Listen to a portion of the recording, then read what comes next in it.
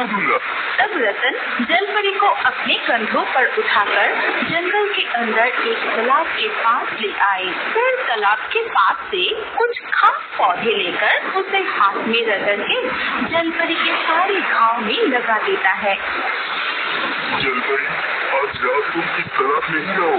कल सुबह मैं तुम्हें लेने के लिए आऊंगा और जाके समुद्र में छोड़ दूंगा।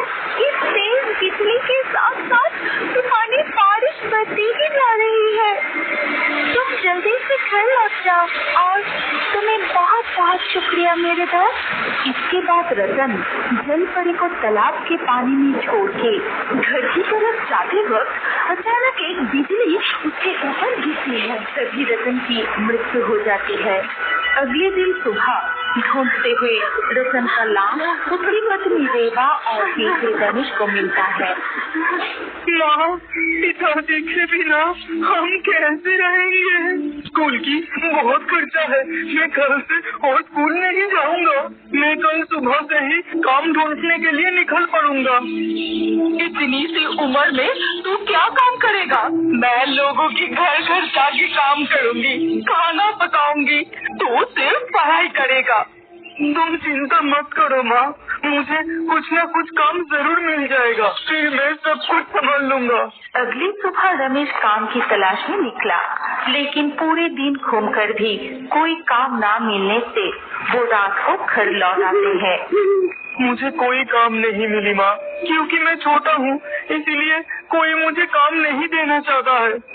फिर अगले दिन रमेश काम ढूंढने के लिए निकला।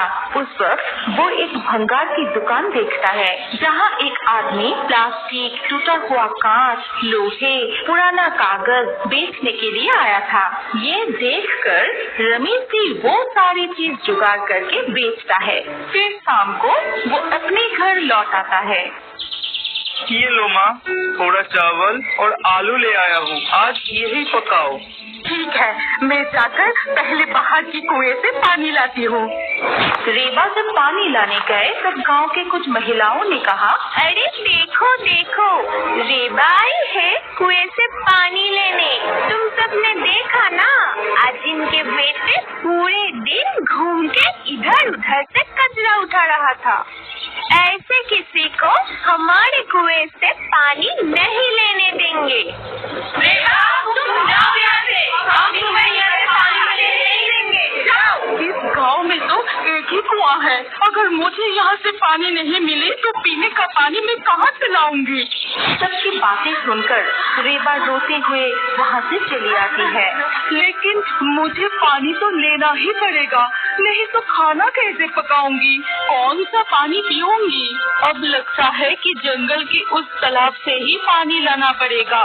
मैं वहाँ से ही पानी ले आती हूँ। रेवा बड़ी मुश्किल से उस तालाब तक पहुँचती है और वहाँ पहुँचकर वो फूट-फूट कर रोते हुए कहने लगी, भंगार उठाने से क्या कोई दूषित हो जाता है? जो वो लोग मुझे पीने का पानी तक नहीं लेने दिया। लेकिन इस तालाब का पानी तो पीने लायक नहीं है, हम ये पानी कैसे पिएंगे? ठीक उसी वक्त वो जलपरी तालाब के बाहर आती है और कहती है, ऐसे मत रहो, मैं तुम्हें जानता हूँ। एक दिन आपके पति ने मेरी जान बचाई थी, इसीलिए आज मैं आपके दुख के दिन में आपके साथ रहना चाहती हूँ। जलपरी को देख रेवा चौंक जाती है। फिर जलपरी ने उस रात की सारी घटना रेवा को बताई। रेवा भी अपने सारे दुख के बारे में जलपरी को बताई और ये सब कुछ सुन के जलपरी ने कहा, मैं तुम्हें एक जादुई कलश देती हूँ। जब भी तुम कलश में पानी डालोगी तब भी तुम्हारी मनोकामना पूरी हो जाएगी। तब तुम्हारा कोई कष्ट और दुख नहीं रहेगा। इसके बाद रेवा घर लौट आती है और रमेश लौटने के बाद उसे सारी घटना बताती है। फिर रमेश माँ के कहे अनुसार कलश में पानी डाले और मन ही मन कुछ पैसों के लिए प्रार्थना करता है और थोड़ी ही देर में कलश का पानी गायब होकर पैसों से भर गया। अब हमारे दुख के दिन खत्म होगा। हाँ माँ, चलो बाजार से कुछ सामान खरीद के लाते हैं। फिर वो दोनों बाजार से कुछ सामान खरीद कर लाए और खुद की एक दुकान लगाते हैं। इसके बाद अपने घर को ठीक करते हैं। ऐसे ही वो अच्छे से रहने लगे। तभी गांव के बाकी महिलाओं ने कहने लगे, बात क्या है? रेबा अचानक इतनी अमीर कैसे बन गई?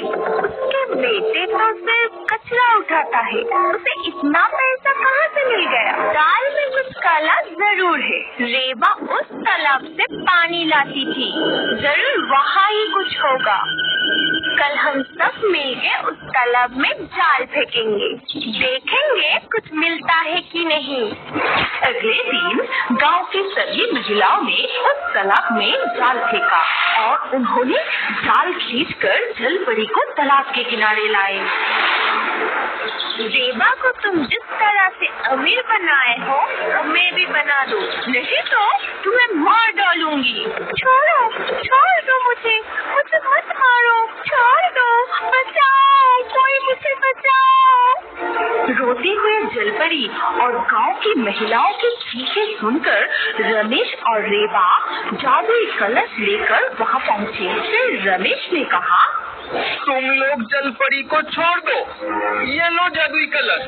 मैं जलपरी को समुंदर में छोड़ के आऊंगा, जहाँ जलपरी को ना तो कोई ढूंढ सकेगा, ना तो कोई मार सकेगा। जादुई कलश मिलते ही सभी ने जलपरी को छोड़ दिए। तभी रमेश और रेबा जलपरी को लेकर समुद्र में छोड़ देते हैं। फिर जलपरी उन दोनों से कहती है, अगर मैं चली गई तो वो जादुई कलश भी गायब हो जाएगी, तब तुम मुझे कभी नहीं पाओगे, यहाँ तक कि कलश भी नहीं। जो भी हो जलपरी, तुम्हारे आशीर्वाद तो हमारे साथ ही है। हम किसी न किसी तरह दिन गुजर लेंगे। मुझे इस बात की खुशी है, तुम खुश रहोगी और कभी तुम्हें कोई पकड़ नहीं पाएगा। आप बहुत अच्छे दिल वाले लोग हैं, इसीलिए मैं आपको आशीर्वाद देती हूँ।